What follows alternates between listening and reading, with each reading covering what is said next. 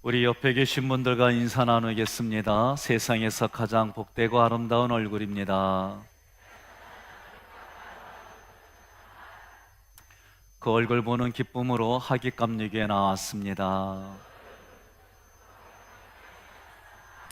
제 옆자리에 앉아주셔서 가문의 영광입니다. 사실도 그런데 그렇게 봐주셔서 감사드립니다.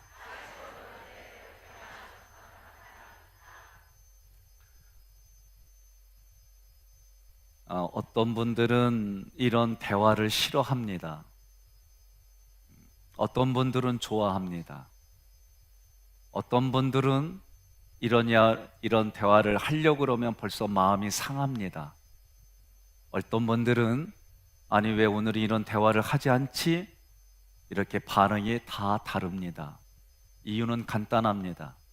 내 속에서 내가 이것을 좋아하겠다 하면 좋아지고 내가 이것을 싫어하겠다 그러면 싫어지는 것이 우리 마음의 구조입니다. 어떤 분이 저한테 질문했어요.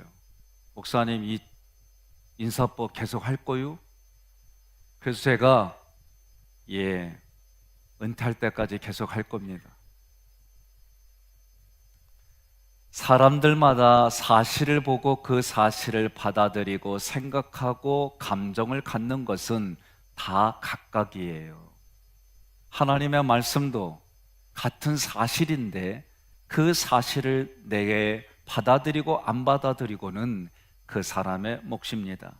그래서 성경은 내가 문 밖에 서서 문을 두드리노니 내 음성을 듣고 문을 열면 내가 그와 더불어 먹고 마신다 했습니다. 여러분, 하나님의 말씀 앞에 마음을 활짝 여시기를 바랍니다. 조금 전에 바이올린, 첼로입니까? 더블 베이스입니까? 컨트라 베이스입니까? 나 몰라서 묻는 거예요. 첼로? 예, 첼로. 또 클라리넷, 플룻, 여기에 피아노까지. 여러분, 다양한 색깔이 들릴 거예요. 다양한 색깔의 음성이 들릴 거예요. 어떤 악기는 같은 악기라 할지라도 테너가 있고 또 소프라노가 있고 베이스가 있고, 그런데 이 모든 것이 이루어져서 우리에게는 균형과 조화로 들리는 겁니다. 저는 개인적으로 타악기를 좋아합니다. 타악기 중에 팀판이라고 하는 거는 참 그렇게 매력이 있어요. 나보고 그렇게 팀파니 치라고 그러면 못해요. 그런데 팀파니를 잘하는 분들 보면 어떻게 말로 표현할 수가 없어요.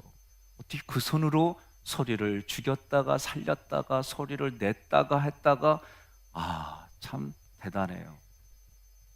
색소폰 부는 분들을 이렇게 보면 또 파트로 나눠서 이렇게 합니다.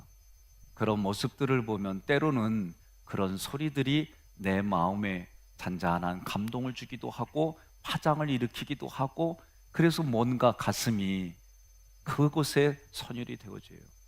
잠시 이분들의 뒷모습을 보면서 이재수 장로님이 클라리넷인데 저도 클라리넷을 조금 불어봤어요.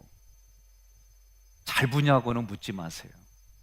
그런데요, 그 클라리넷을 학교에서 연구조교로 있을 때 친구 조교가 클라리넷 전공했어요. 놀면 뭐하니? 이것 좀 배워라. 그래서 잠깐 한 적이 있어요. 그런데 그 소리 내기가 쉽지가 않아요. 그리고 어느 정도 불었다고 생각하는데 그 친구와의 차이점이 있어요. 그 친구는 전문가, 나는 초보자. 그런데 무슨 차이일까? 내면의 감정을 그 악기에 실어서 흘려보내는 거예요. 같은 악기를 다루는데 그 악기에서 나오는 소리가 그렇게 달라요. 하나님은 우리 인생의 전문가입니다. 그래서 하나님께서는 우리 인생의 전문가이기 때문에 그분의 생각과 의도와 계획을 우리 안에 넣어주셔서 우리는 그것을 내가 받아들이느냐 받아들이지 않느냐에 따라 이 땅에 하나님의 구속사를 위해 살아가느냐 나의 삶을 위해 살아가느냐 차이가 나와요. 오늘 본문의 말씀을 보면 라마라고 하는 지방에 나옳, 마치 담들이 얽혀져서 있는 집, 그러니 라마라고 하는 곳에 빨간 벽돌집에 이런 개념이에요. 그래서 라마나요시라고 하는 곳에 다윗이 자기를 죽이려고 하는 사울왕을 피해 사무엘의 고향 라마의 나요시에 가서 그들이 있는 겁니다. 그런데 어떻게 소문이 났어요? 예언을 하고 있대요. 예언을 한다는 얘기는 하나님의 영이 함께 했다는 얘기요. 예언을 한다는 얘기는 하나님의 말씀이 살아있다는 얘기입니다. 이러한 현상들이 라마의 나요시에 있다는 거예요.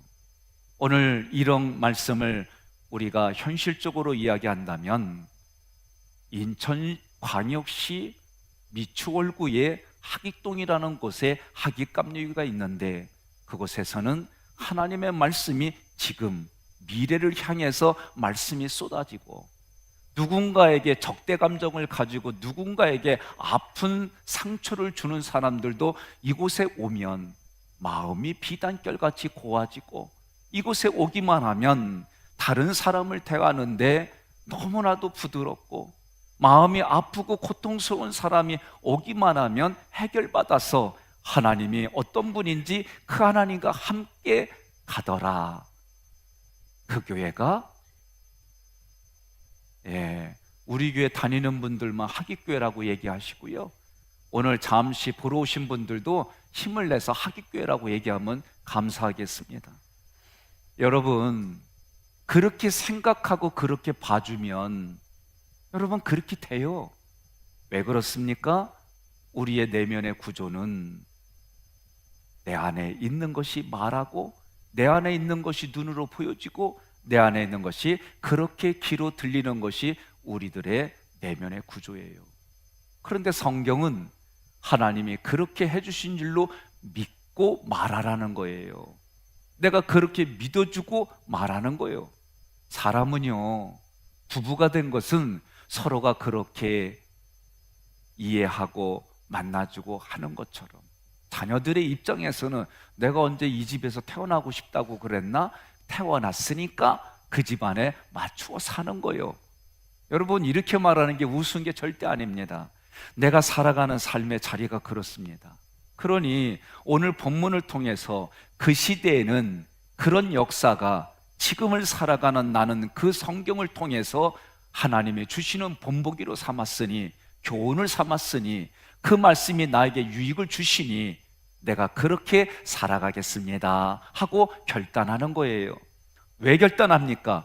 하나님이 나를 보이지 않는 손으로 선택해서 이곳에 앉혀주셨어요. 그러니 나는 선택은 이제는 아니에요.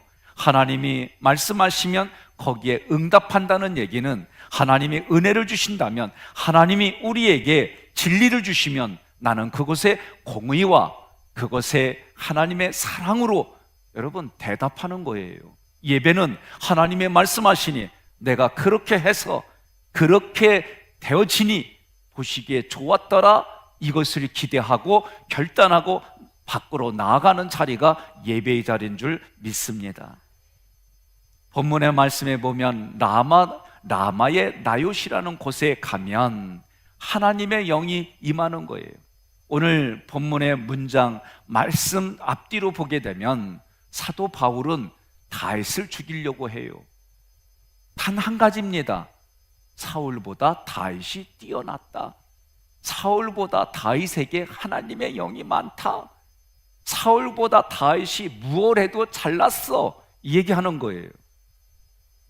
그러면 시기 질투가 일어나는 거예요. 그러나 성령이 임한 사람은 조금 시기 질투가 나오더라도 여기서 삭혀가지고 여기에 얘기하는 건 다르게 얘기하는 거예요. 차이점은 그거밖에 없어요. 사람은 누구든지 사랑받고 싶고 존경받고 싶은 욕구가 다 있어요. 저의 아버님이 원로 장로님이십니다. 원로 장로님이 되셨는데 저에게 해준 말씀이 있어요. 백 목사님, 원로가 됐어도 담임 목사님께 인정받고 싶은 거예요. 저한테 해준 얘기예요. 우리 아버지만 그러신 것 같아요. 그런데 제가 가만히 보면 다 마찬가지예요. 지난주 금요일까지 제가 강의를 하면서 이런 얘기를 했어요. 열과 성의를 다해 제가 강의를 하면 나에게 오는 정서는, 나에게 오는 정서의 감정은 뿌듯하다, 잘했다, 이게 아니에요. 저는 외로움이 들어옵니다. 신기하게도 사역을 하고 최선을 다하면 나는 물밀듯이 밀려오는 외로움이 있어요. 왜 그럴까요? 그 외로움은 제가 부모로부터 양육되어지면서 생겨난 정서예요. 이건 어쩔 수가 없어요. 아내가 옆에 있어도 해결이 안 돼요. 그러니 제가 이걸 가지고 구걸할 이유가 뭐 있어요? 거울을 보고 거울아 거울아 이 세상에서 누가 강의를 최고로 잘하니? 그럼 거울이 대답해, 신기하게 백성현, 이렇게. 그러면 제가 그 소리를 듣고 싶어서 내가 입을 열으면 거울은 그렇게 반응을 해요. 그리고 제가 그 모습을 보면서 내가 기쁨으로 내 자리로 돌아가는 거예요. 이게 웃은 것 같이 보일 수도 있지만 돈을 수백만 원 들이고 제가 얻은 나만의 행동 지침입니다. 여러분들도 마찬가지입니다.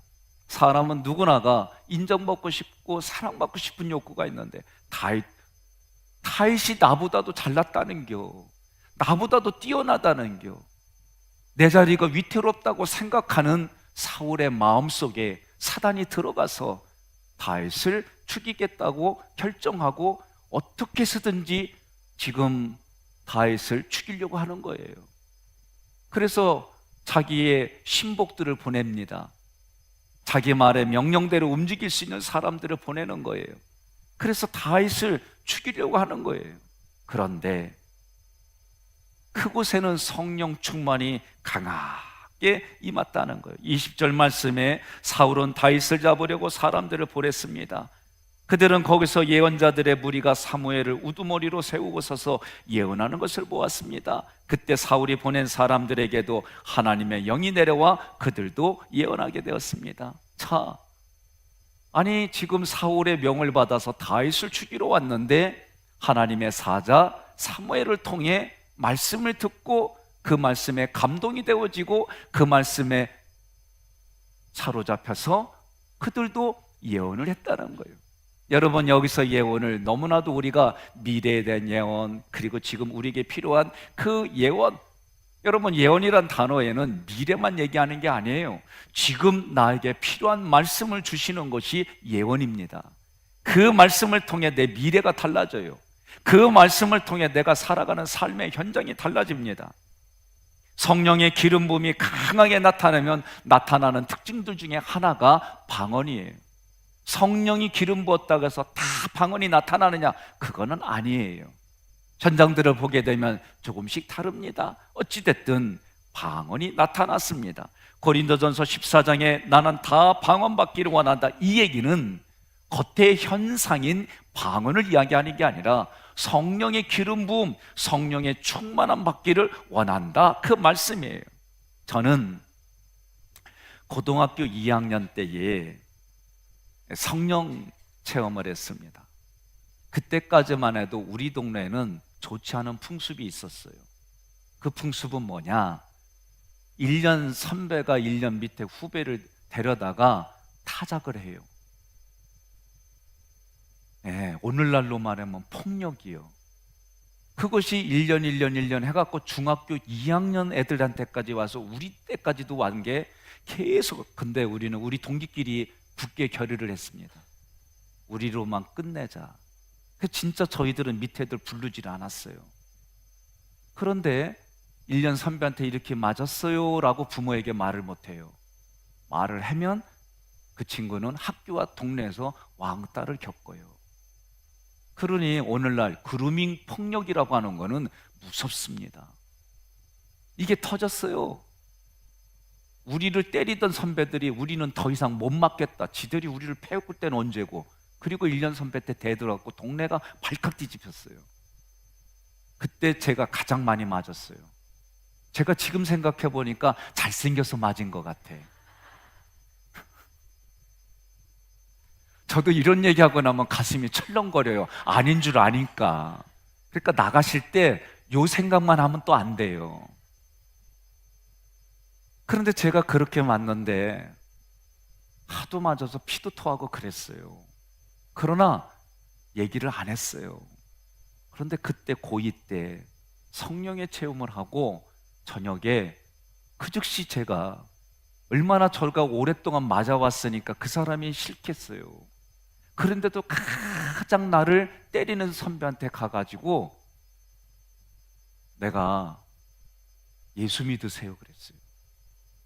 예수 믿으시고 교회 꼭 나오고 형 부탁해, 이런 내용을 전했어요. 다른 때 같으면 살기등등하게 나한테 대하던 사람인데 멍하니 나를 보고 예, 그랬어요.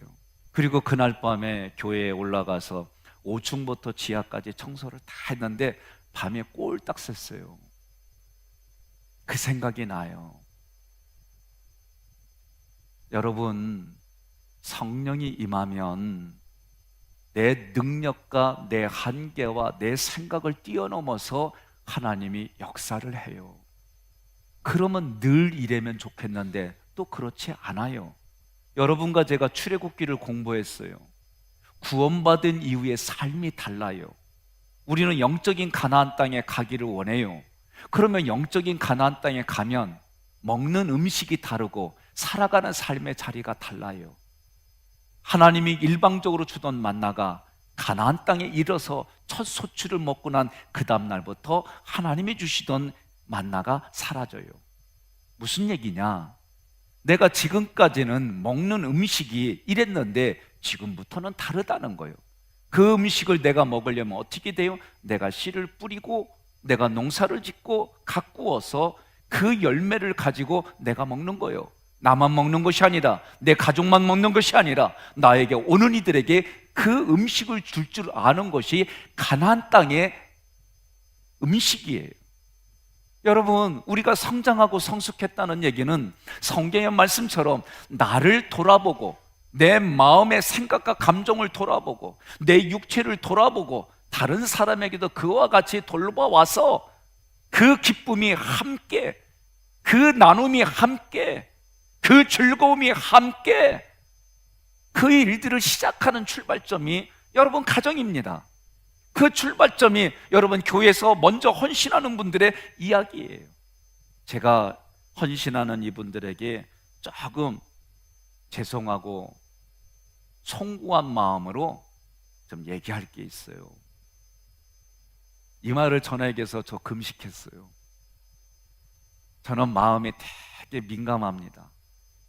그래서 얼굴을 보면 이제는 조금은 마음의 내면을 조금 해요. 요걸 못 알아보게 하려면 나를 보면 웃어주면 돼요. 그러면 전혀 그 마음을 못 헤아려요. 한번 그런 마음으로 옆 사람에게 씩 웃어주세요. 아니, 제가 이렇게 보니까 지금 그렇게 웃으면은 젊은 애들이 말해요. 그건 썩은 미소라고 그래요. 예? 살인적인 미소는 마음을 다해서 웃어주는 거예요. 한번 해보세요. 아니, 목사님은 뭐 이렇게 예배 때마다 시키는 게 많고 고개 돌리게 하고 몸을 움직이게 하냐고 그래요. 그런데요, 저는 제 예배에 이런 것을 의도적으로 넣는 이유가 딱 한 가지입니다. 마음이 아파서 힘들어서 고통당하는 사람들을 어떻게 해결해 줄까? 이 공부를 수백만 원, 수천만 원 들이면서 한 것이 이렇게 나가는 거예요. 그러니 여러분들은 정말 말을 표현은 그렇지만 날로 먹는 거예요. 그렇게 하면은요, 정말 내 마음에 아픔과 고통과 눈물의 균열이 옵니다. 그리고 그 일들이 익숙해지면 내가 언제 그랬지? 그런 생각과 언행이 나오게 돼 있어요. 일부 7시 예배를 드리고 나면 아침 식사를 했어요. 그 상황 때문에 여러 가지 얘기를 듣는데 성경을 보니까 예수님 앞에 마르다와 마리아 자매가 그들의 이야기가 기록되었어요. 예수님이 오시니까 마리아는 예수님 말씀을 내가 들어야지, 이게 일 기준이었어요. 그런데 마르다는 예수님과 오신 분들이 또 설교를 하고 나면 얼마나 배고플까. 또 저 사람들이 그 말씀을 들으러 왔는데 내가 정성껏 음식을 준비해야지. 이제 그렇게 시작을 했어요. 그런데 음식을 한참 만들다 보니까 마리아가 예수님 발에 벌러덩 나가지고 듣는 게 은근히 꼬이네. 꼬이다 못해 베베 꼬이네. 그러니까 예수님한테 아니 마리아한테 나 좀 도와서 음식 좀 만들게 하라고. 그런데 예수님이 그렇게 말하지 않아요. 누구 편을 들어주는 게 아니에요. 말씀을 깊이 들을 수 있도록 부드럽게 점잖게 얘기해 주는 거예요. 저도 우리 교회 여러 가지 이제 오다 보니까 하나하나 확인하고 듣다 보니까 예배 드리는 게 어려운 분들이 계셨어요. 힘들어하는 분들이 계셨어요.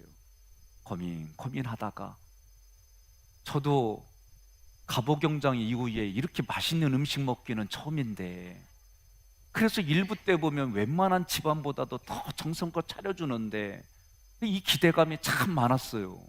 그래서 어떻게 보면 주일날 나는 아침에 기쁨으로 오는 건 먹으러 와. 사실은 육신의 것만 생각하나 영적인 것도 생각하지만 여러분, 배가 불러야 인심도 곳간에서 나오거든요. 그래서 제가 그것 때문에 고민하다가 여러분, SBS하고 MBC에서 구석기 음식, 그리고 왜 암 걸린 사람들이 산으로 가나 특별 취재를 방송을 했어요. 근데 거기서 보니까 1인 1식이라는 게 있어요. 하루에 한 끼 먹는 거. 그러면서 꼬르륵 소리가 나면 그것은 우리 몸에 좋은 효소를 내보내는 소리다 부터 해서 과학적으로 접근해서 얘기를 했어요. 하루에 한 끼를 먹더라도 균형 잡힌 식사를 하라, 막 이런 얘기들이 쭉 나왔어요. 이런저런 근거를 다 기준으로 장로님들과 고민하고 한 끝에 최종적인 결정을 제가 했어요. 2월 첫째 주가 설날이요.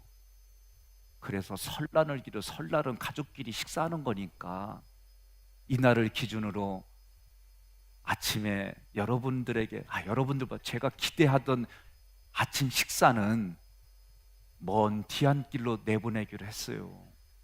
그러니까 혹시 그 음식이 그립걸랑 그냥 내 사무실로 와요.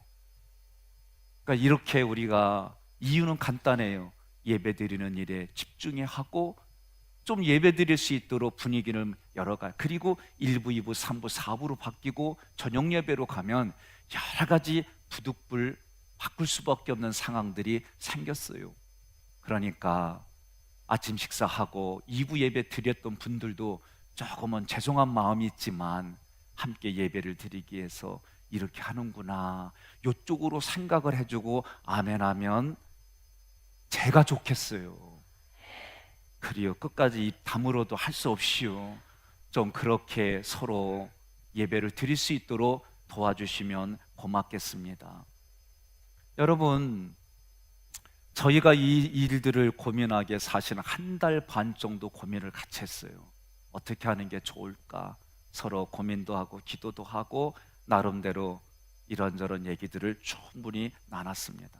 저는 우리 교회가 라마의 나욕과 같은 교회, 인천시의 학익교회와 같은 교회, 그 교회가 어떤 교회냐? 성령이 충만한 교회, 성령의 기름 부음이 가득한 교회.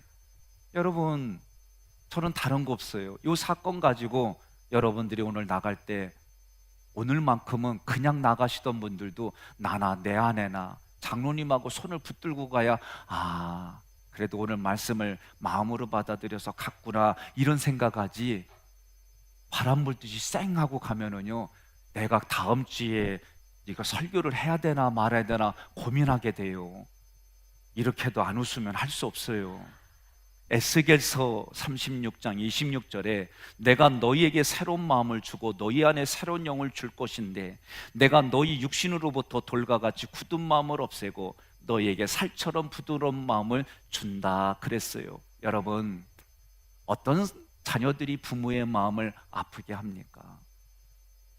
어떤 회사의 관리자들의 마음을 아프게 합니까? 교회에 목회자를 비롯한 지도자들의 마음을 아프게 하는 일들이 어떤 것일까? 그것은 본능을 붙들고 사는 거예요. 본능을 붙들고 산다는 얘기는 내가 무엇을 먹고 무엇을 마시고 내가 어디에서 잠을 자며 또한 그런 것을 가지고 내가 이 땅에서 배운 세상의 지식과 내가 가지고 있는 삶의 원칙을 가지고 하나님의 말씀과 상관없이 내 주장과 생각과 감정대로 살아가는 거예요. 저는 어느 날 유치원 애들이 그렇게 지지고 볶고 싸우고 울고 자고 하는데 왜 그러지 하고 가봤더니 선생님이 안 계세요. 그런데 그 수십 명이 되는 그곳에 선생님이 잠깐 화장실 간 사이에 애들은 자기들 멋대로 노는데 선생님이 오시니까 아이들이 질서가 잡혀요. 말 한마디에 그렇게 아이들이 자기 멋대로 하던 애들이 그렇게 정리가 되는 거예요. 저는 가정이 됐던 조직이 됐던 교회 공동체가 됐던 그런 권위가 인정되어지고 그런 권위로 함께 아름답고 복된 교회와 가정과 개인이 되었으면 하는 마음이 있어요. 그런 인생을 살아가시기를 주님의 이름으로 축원합니다. 예수님의 피가 우리 안에 흘러야 합니다. 우리 육신도 그 피가 흘러가는 속도에 따라 그 혈관에 이런저런 것들이 생겨서 피의 흐름이 늦어지면, 피가 걸쭉해지면 우리는 의술의 도움을 받아야 돼요. 우리 영적인 것도 마찬가지입니다. 영적인 것도 우리가 도움을 받으려면 사람들은 누구나가 자기가 경험하고 교육한 대로 성경을 보게 돼 있어요. 제가 빨간 색안경을 끼면 성경은 빨갛게 보일 뿐입니다. 파란 안경을 끼면 파랗게 보일 뿐입니다. 그러나 여러분과 제가 성령께서 우리 안에 그 마음에 가득하여 성령으로 성경을 보고 전문가들을 통해 그 말씀이 하나님이 주신 어떤 의도인지, 그 말씀의 내면에 흐르는 하나님의 감동이 어떤 것인지 그것을 하나님으로부터 공급받아 여러분들에게 흘려보낼 때, 그리고 그 권위가 인정되어지고 그 말씀에 순종과 복종으로 살아갈 때 그곳에 하나님의 말씀이 살아 역사하는 겁니다.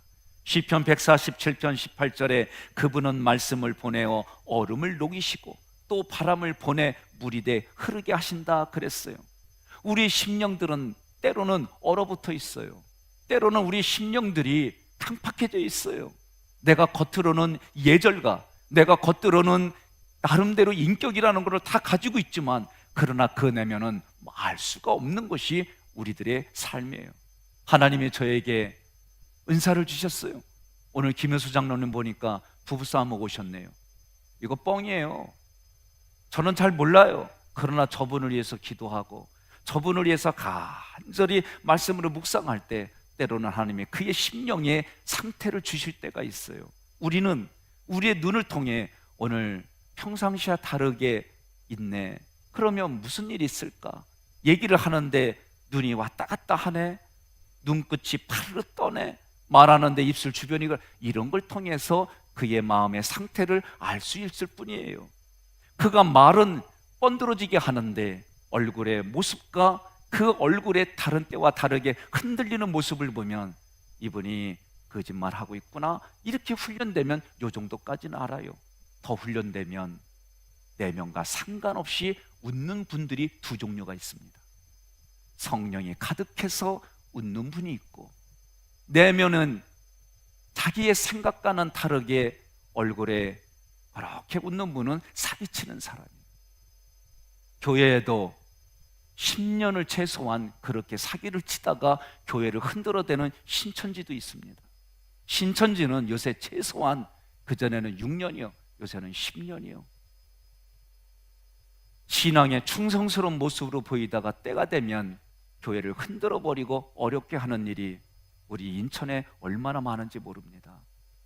여러분, 라마나에서는 말씀이 있었습니다.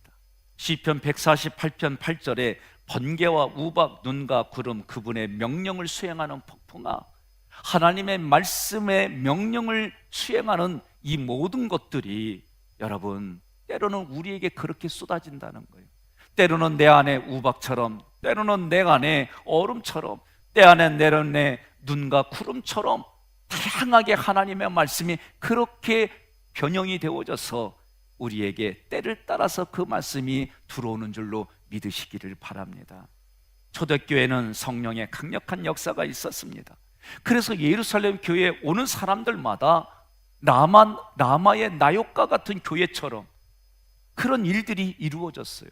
그런데 그런 일들이 이루어진 건 누굴 통해 이루어졌습니까? 성령의 주인으로 모신 사람들 통해 이루어진 거예요. 우리는 착각하면 안 됩니다. 하나님은 때로는 그의 꿈에, 때로는 그에게 강력하게 초자연적으로 역사하지만 이 일들은 늘 일상적인 게 아니에요. 그러니 엊그저께까지 우리가 함께 출애굽기를 공부한 분들은 분명히 깨달았어요. 하나님께서 이스라엘 백성들의 그 아픈 상황의 고난을 보고 그들의 울부짖음을 듣고 그들에게 무엇이 필요한지를 아는 하나님이 내려오신다고 그랬어요. 내려오셔서 그들을 애굽에서 건져내요. 그들을 저 적과 꿀이 흐르는 가나안 땅을 향하여 인도하여 그곳에 데려간다 하시는 것이 하나님의 말씀이에요. 이 말씀이 오늘에도 동행하게 갔습니다. 그런데 하나님이 내려온다고 할 때 하나님이 직접 내려온 것이 아니라 하나님께서 준비시킨 목자를 통해 그 일들을 감당하겠어요. 오늘도 마찬가지입니다. 성령이 충만하고 성령이 살아있는 말씀이 흘러가는 것은 하나님이 때로는 레마의 음성을 주실 때도 있지만 나를 통해, 우리를 통해 살아계신 하나님의 말씀이 나의 형상을 통해, 나의 언어와 나의 삶을 통해 흘러가는 줄로 믿으시기를 바랍니다. 그것을 믿고 하나님의 말씀이 내 안에 있을 때에 때로는 내가 살아온 삶의 근거와 하나님이 주시는 말씀이 부딪힐 수밖에 없어요. 저는 지난주에 내가 여러분 한 사람 한 사람을 상황을 알게 되면 설교할 때 너무 힘들어요. 이 말씀을 하게 되면 여기에 부딪히는 일들인데, 이 말씀을 하게 되면 이 상황 속에서는 아픈 일들인데, 이런 일들이 목회자는 누구든지 간에 실제로 그 고민을 안 할 수가 없어요. 그러니 이런 고민 속에 나오는 말씀이 여러분들을 치는 설교가 되겠습니까? 정말 그렇게 하나님의 말씀을 가지고 그 심령을 향하여 얘기를 할 때는 여러분들을 치고 싶어서 그런 설교가 아니에요. 이런 일들이 서로가 이해가 되어지고 인정이 되려면 여러분, 목회자된 권위를 인정해 주지 않으면 그런 일들은 너무 쉽게 일어나요. 예를 들어서 저는 성도, 가정, 교회 공동체, 그것이 대사회적으로 이런 뜻이에요. 저거는. 그래서 성숙한 성도라는 것은 개인입니다. 행복한 가정은 가정을 말해요. 건강한 교회라고 하는 그런 사람들이 모인 교회를 이야기를 하는 거고, 복음을 영화롭게 한다는 얘기는 전도와 선교를 말하는 거예요. 그러니 하나님의 말씀이 내 개인에게, 우리 가정에게, 내가 속해 있는 속회와 선교와 가정으로, 그리고 더 나아가서 교회 공동체 속으로 이루어지는데 현장과 상황들이 여러분들 다 다양합니다.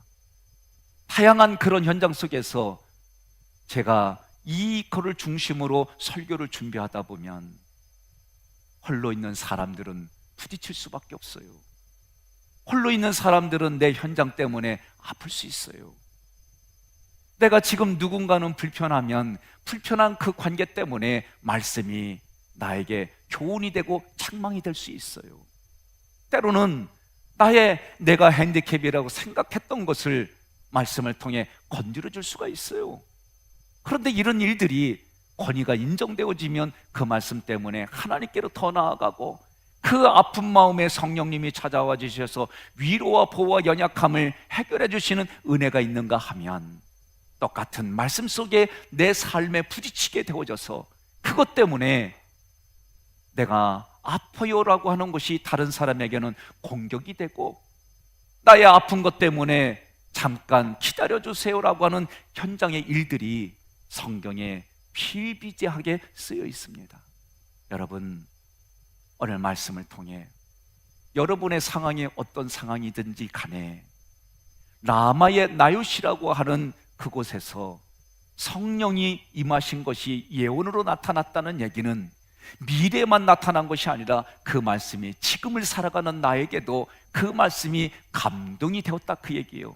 다른 말로 말하면, 심리학으로 말하면 내가 아멘으로, 감동으로 받았습니다 라고 하는 이야기입니다.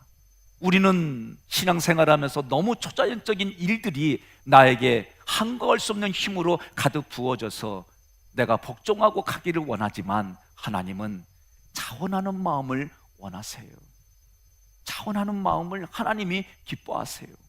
그러니 내가 그것이 내게 보여지는 사람에게, 그 사람 앞에 내가 자원해서 내가 먼저 그 사람을 섬겨주는 일들은 여러분, 신앙의 힘이 아니고서는 지속적으로 할 수가 없는 겁니다. 오늘 여러분들이 오늘 말씀을 통해 이 일들을 종합적으로 생각해서 영적인 멘토가 누구일까 여러분 생각해야 돼요. 왜 이 얘기를 하냐면, 성경에 보면 유명한 왕들이 나옵니다. 우시야 왕은, 유다의 우시야 왕은 북이스라엘과 남유다, 이스라엘이라는 나라가 둘로 쪼개졌어요. 북이스라엘, 남유다. 마치 북이스라엘은 북한, 유다는 남한, 이런 개념이에요. 유다의 우시야 왕은 많은 업적을 남겼습니다. 그러나 그의 끝에는 문둥병이 걸려서 왕궁에 있지도 못하고 오늘날로 말하면 골방에 갇혀서 외롭게 쓸쓸히 죽어갔습니다. 이유는 간단합니다. 역대하 26장 5절에 그의 종교 자문관이었던 예언자 스가랴가 살아있는 동안 그는 하나님을 열심히 찾았고 하나님은 그를 축복해 주셨다 그랬어요. 저도 아직까지는 영적인 멘토들이 있습니다. 미래와 지금의 상황을 철저하게 지적해 주시는 목사님도 계세요. 목회에 대한 고민을 함께 나누면 먼저 경험하셨기 때문에 생명을 살리고 교회를 바르게 이끌어가기 위해서 이야기해 주시는 멘토들이 있습니다. 오늘날 우리나라의 한 획을 그었던, 우리나라의 많은 이들에게 영향력을 주었던 여의도 선복음교회나 명성교회가 그 목사님들이 땅바닥에 떨어진 이유는 단 한 가지입니다. 그분들에게 영적인 멘토가 없다는 거예요. 연세를 들어가면 갈수록 그분들은 먼저 육신의 건강과 육신의 질서에 따라 먼저 갈 수밖에 없어요. 그러면 여전히 내 삶에 누군가 그것을 이야기해 줄 수 있는 사람이 없다면, 내가 하나님으로부터 공급받는 힘이 없다면 여러분, 누구도 그거는 피할 수가 없는 거예요. 그러니 이 일들이 오늘 저에게도 아직 멘토가 있다는 게 감사하고, 그래서 영적인 목사님들이 서로 만나서 함께 그런 일들을 나누는 게 그래서 중요한 거예요.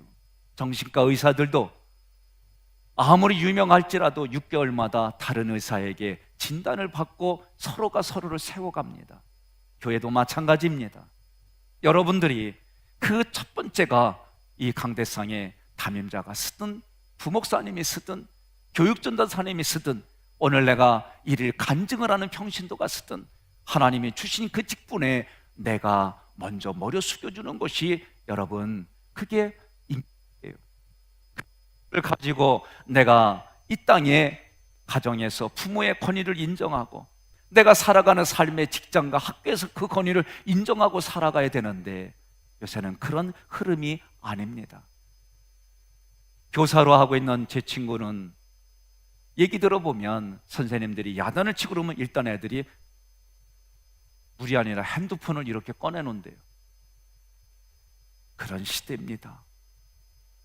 우리나라 역사를 보게 되면 권위가 인정되어야 될 관공서들이 타도의 대상이었던 것이 역사의 뒤안길이에요. 그런 일들이 우리들에게는 너무나도 뒤죽박죽으로 지쳐있는 것이 한두 가지가 아닙니다. 이제는 하나님의 말씀이 증거되어지는 교회도 마찬가지입니다. 저는 우리 교회 와서 감동을 받고 지금도 회의를 하고 여러 가지를 하면서 제 안에 감사가 넘치는 게 있어요. 우리 장로님들과 회의를 하면 어떤 얘기든지 서로 주고받고 함께 얘기를 합니다. 처음에 왔을 때 그리고 몇 주가 지났을 때에 제가 이런 얘기를 했어요. 장로님들, 오늘 내가 이렇게 계획을 내놓고 함께 의논하는데 아무 말 없으면 난 이거 이대로 합니다. 장로님들이 다 웃었어요. 나는 그때 진짜 왜 웃었는지 몰랐어요. 나중에 확인하고 피부로 느껴지는 게 뭐냐, 목사님 기도하고 결정하면 우리는 그대로 순종합니다. 그런데 왜 그 얘기를 하세요? 하는 웃음이었어요. 센스 있는 분들은 나도 거기에 동참합니다, 그런 의미로 아멘 하는 거요. 제가요, 저는 어거지로 말하거나 그런 사람이 아니에요. 음식을 먹으면 맛있다 맛없다를 정확하게 얘기하는 사람이에요. 그래서 지금까지 맛없는 음식이 없었어요. 그래서 저는 잘 먹었고 맛있다고 한 거예요. 저는 마음이 아프면 아프다고 얘기를 해요. 간단해요. 그래야 서로가 오래 가요. 그런데 우리는 신앙의 이름으로 자기를 누르는 일들이 너무 많아요. 오늘 말씀에서도 제가 곰곰이 생각해 보면, 아니 하나님의 영이 임해서 그렇게 오면 사울도 다윗을 죽이러 갔다가 하루 동안 발가벗었다, 그리고 하나님 말씀으로 예언을 했다, 밖으로 치장한 모든 것들을 발가벗고 하나님 앞에 죄인된 모습으로, 그리고 사람들에게는 하나님의 말씀을 순수하게 전했다, 그 얘기입니다.